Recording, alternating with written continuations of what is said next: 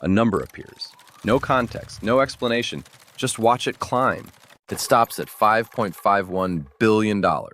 That is an average. 3 years earlier, that same average sat at $2.58 billion. No basketball team got better in 3 years by 113%. In June, the Los Angeles Lakers sold for $10 billion. A record. Yet the Golden State Warriors, never sold, are worth $11.33 billion.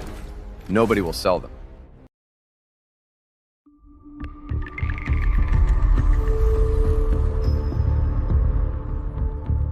Act 2.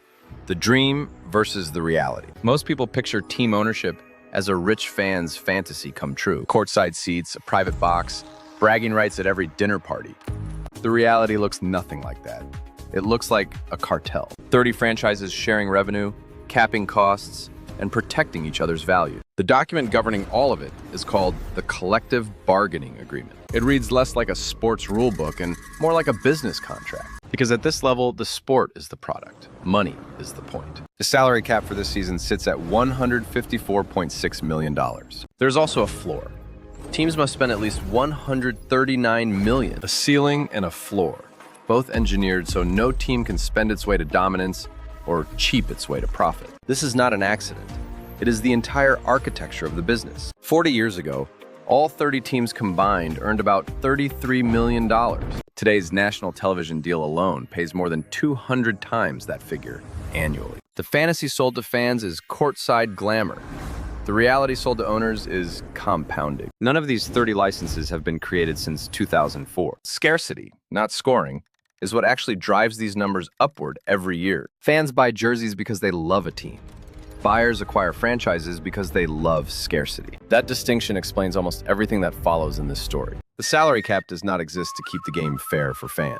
It exists to keep every franchise's balance sheet predictable, stable, and rising together. Even the worst team in the league is a protected financial asset first, a basketball team second.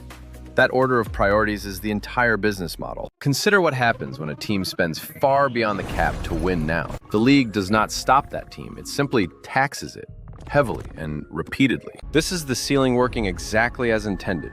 Painfully, but never absolutely. And on the low end, the floor guarantees players get paid regardless of team choices. If a team spends less than the floor, it pays the shortfall directly to players anyway. Cheap ownership is structurally impossible here.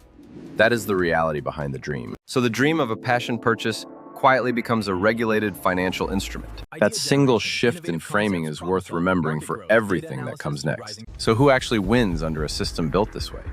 The league, always. And every owner, whether they win a title or lose 60 games, wins too. The dream was a game. The reality is a machine that turns growth into guaranteed wealth. Understanding that machine means following the money through where it actually comes from. That is not competition. It is coordination, dressed up in team colors and rivalries. The dream was courtside seats. The reality is a seat on a very quiet board, and that board has one job above all others: protect the value of the license. Everything else, the games, the rivalries, the trades, serves that single mission. Money in American sports rarely rewards the best team. It rewards the best system. Next, the full anatomy of that system, where every single dollar actually flows.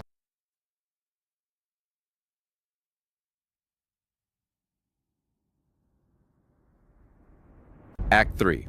Follow the money. This season, all 30 teams together generated $12.25 billion. That number splits 3 ways, and the split explains almost every decision owners make.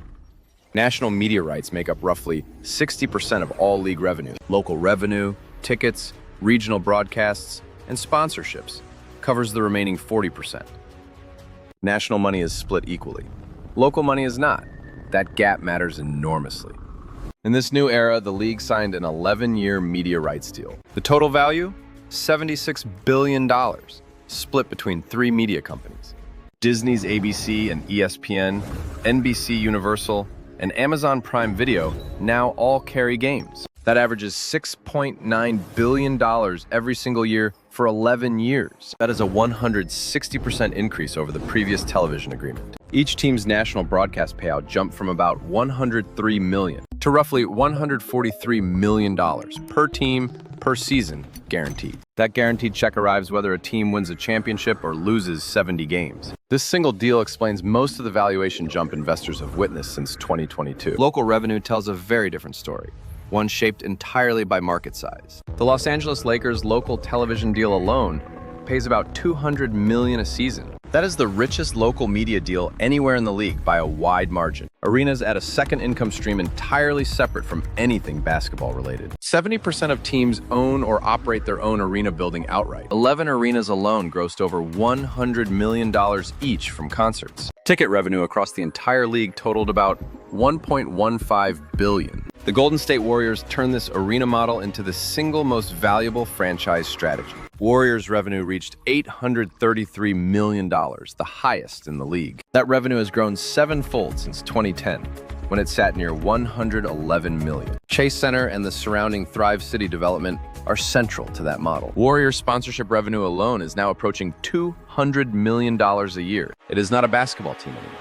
It is a vertically integrated entertainment company. The Los Angeles Clippers followed a similar playbook with the new Intuit Dome. Its first year alone generated over $100 million in sponsor revenue. Owning the building, it turns out, is often worth more than owning the roster. Now, the cost side of the ledger, where all this revenue actually goes. Player salaries account for roughly 51% of basketball-related income. Basketball-related income this season totaled approximately $10.25 billion. That formula is what sets the salary cap number every single offseason. A max contract for a veteran of 10 or more years can reach 35% of the cap. In dollar terms, that is about $49.2 million in year one alone. There is one notable exception. It is called the Larry Bird exception. It lets teams re-sign their own players above the cap, rewarding loyalty over flexibility. Spend beyond the cap, and a team enters what is called the luxury tax zone. This season, that threshold sits at $187.9 million. Cross that line, and every extra dollar spent gets taxed, sometimes multiple dollars for one. Beyond that sits a stricter barrier, the first apron, at $195.9 million. Above that, a second apron looms at $207.8 million. Cross the second apron, and a team loses the ability to combine contracts and trades. That single restriction can cripple a team's ability to rebuild or upgrade its roster. The Boston Celtics learned this firsthand after their 2023-24 title run. Their payroll reached about $192 million above the second apron. They won the championship, but they lost the flexibility to build around that roster. The luxury tax also compounds. Teams that stay above it for years pay steeper rates. In the 2019-20 season, total league-wide luxury tax paid was about $10 million. By 2022-23, that figure exploded past $670 million, 67 times more in just 3 seasons.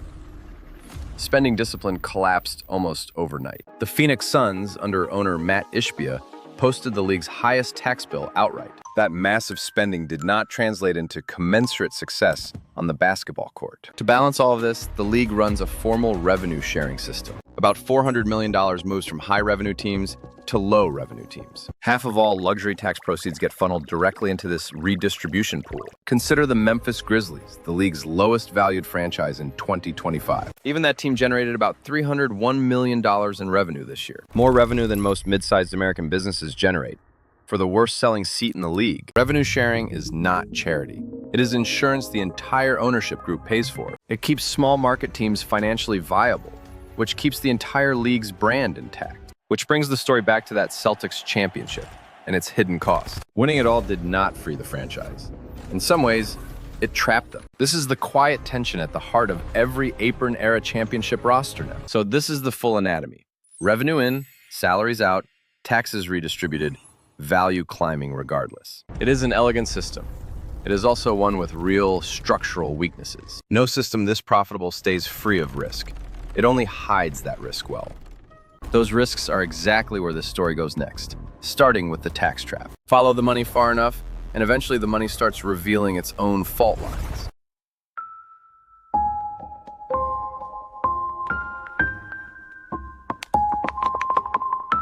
Act 4. The hidden risks. Every one of these numbers looks great, until a team gets stuck at the top. Championship rosters are expensive to build, and even more expensive to keep together. Once a roster crosses the second apron, resetting becomes extremely difficult to execute. Contracts cannot be combined in trades, which strips away nearly every roster-building tool. Teams end up choosing between paying the tax bill or breaking apart a champion. Either choice costs the owner money, flexibility, or both for years afterward. The tax exists to discourage exactly the behavior that wins championships in the first place. That contradiction is not a flaw. It is a deliberate ceiling on dominance itself. Return to the Phoenix Suns and their league-leading luxury tax spending under Matt Ishbia. Massive spending did not buy a championship.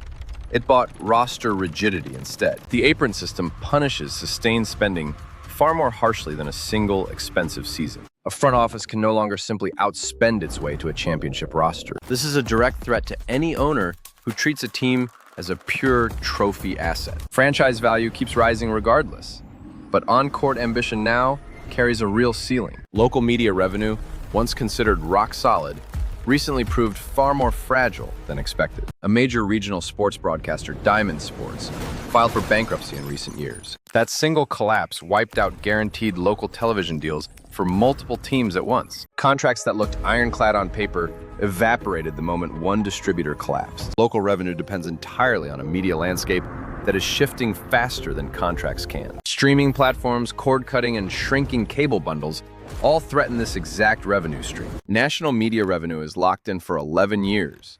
Local revenue enjoys no such guarantee. Even with revenue sharing, small market franchises remain the most exposed teams financially. Their local revenue ceiling is fundamentally lower than teams in Los Angeles or New York. Revenue sharing narrows that gap.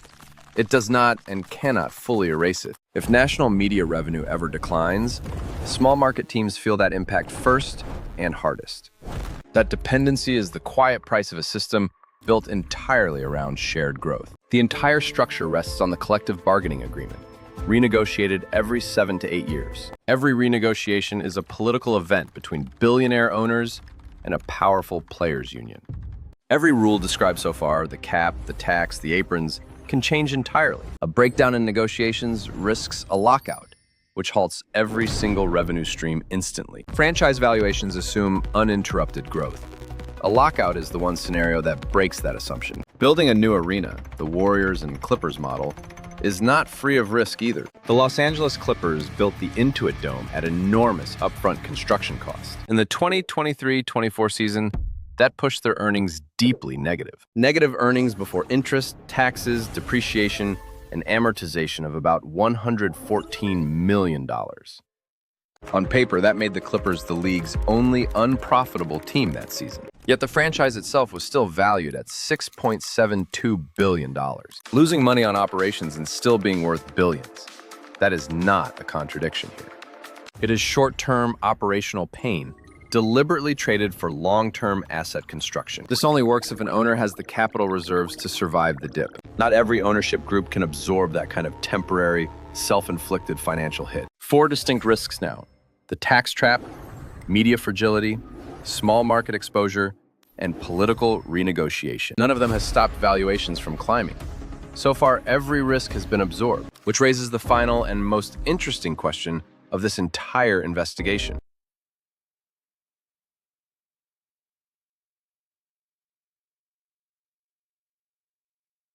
Act 5.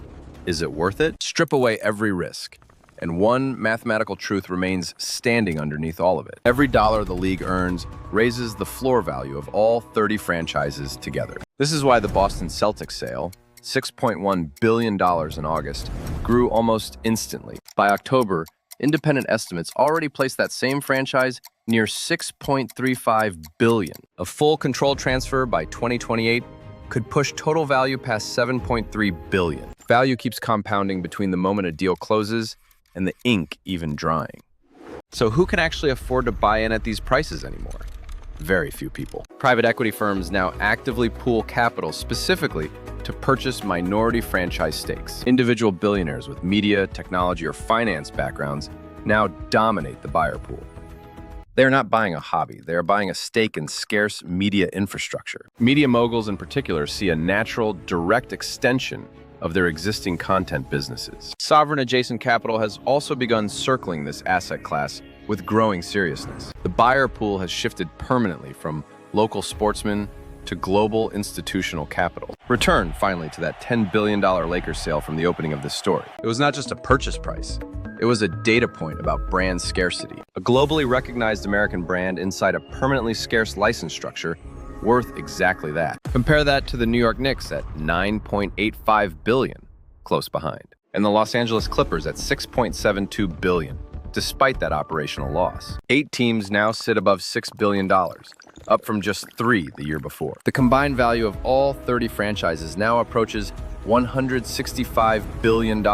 For comparison, an entire Formula One racing team once sold for $180 million. The league's lowest valued franchise today is now worth roughly $3 billion alone. So is owning an NBA franchise actually worth it? The question misunderstands what is being bought. Nobody is buying a basketball team. They are buying permanent access to American attention. That attention is finite, 30 licenses only, and it is only becoming more valuable. The National Basketball Association may be the only business where losing is structurally protected. The worst team in the league still gets richer every single year, without except the salary cap, the luxury tax, revenue sharing.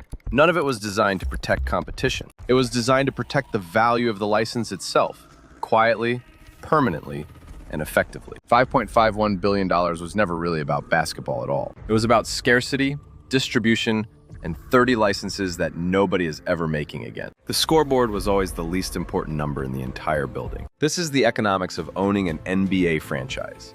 Fade to black.